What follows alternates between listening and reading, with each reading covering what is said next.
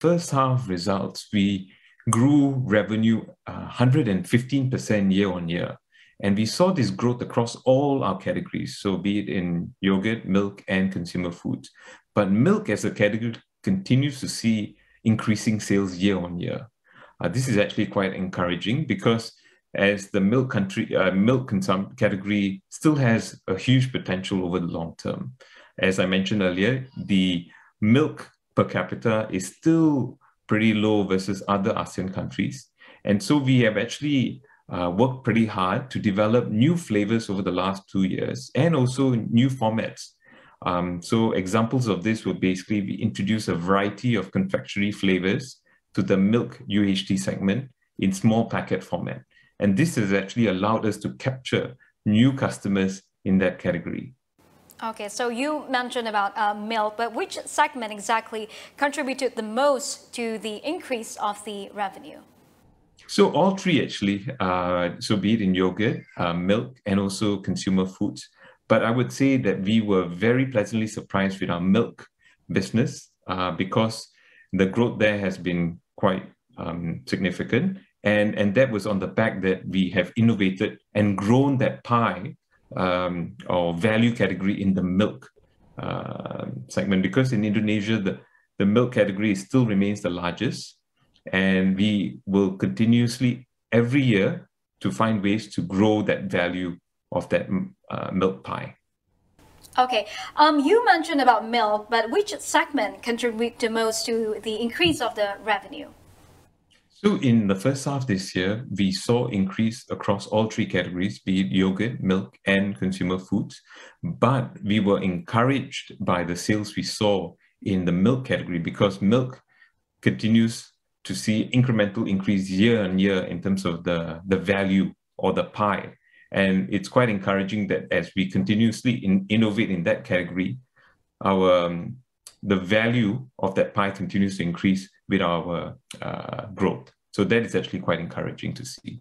Okay, with a 115% increase in revenue, which is pretty amazing. So what is the cost of this significant increase in the revenue? So it was a few things that we did.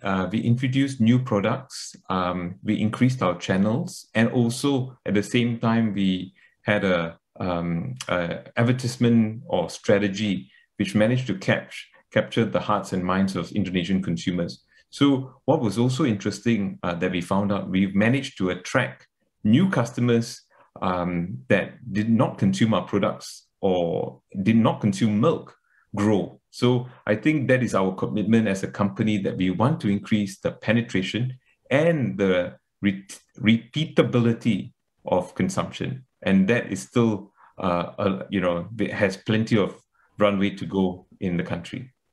Okay, now moving on to the future, is there any plans to launch new products in the nearest future? Yes, we do. So we would look to deepen our penetrations in the UHT milk. So we will look to launch UHT 1 liter. We would also look to introduce a few products in the consumer foods. For example, meatballs and, in the pipeline. So that it should be an interesting year ahead in terms of our new product launches. Okay. And next question, Bharat. Cimory has also started to enlarge its consumer food business line. So how big is the contribution of this segment at the moment? So currently it contributes roughly 1/3 of the business revenue. And this continues to grow quite nicely, namely in our B2C segment. I think if you look 2 years ago, what we have achieved today could have been higher.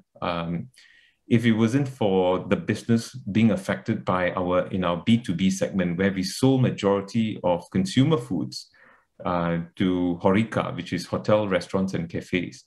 And this contribution was affected due to the effects of COVID and the restrictions we saw over the last 2 years in Indonesia. But now we are starting to see a gradual recovery in the consumer food business from the recovery in the food services. But it's still below the levels we saw pre-COVID. Untuk informasi lebih lengkap dan berita terkait, klik link yang ada dalam deskripsi. Dan jangan lupa untuk install aplikasi CNBC Indonesia di App Store dan juga Play Store. Jangan lupa subscribe ya.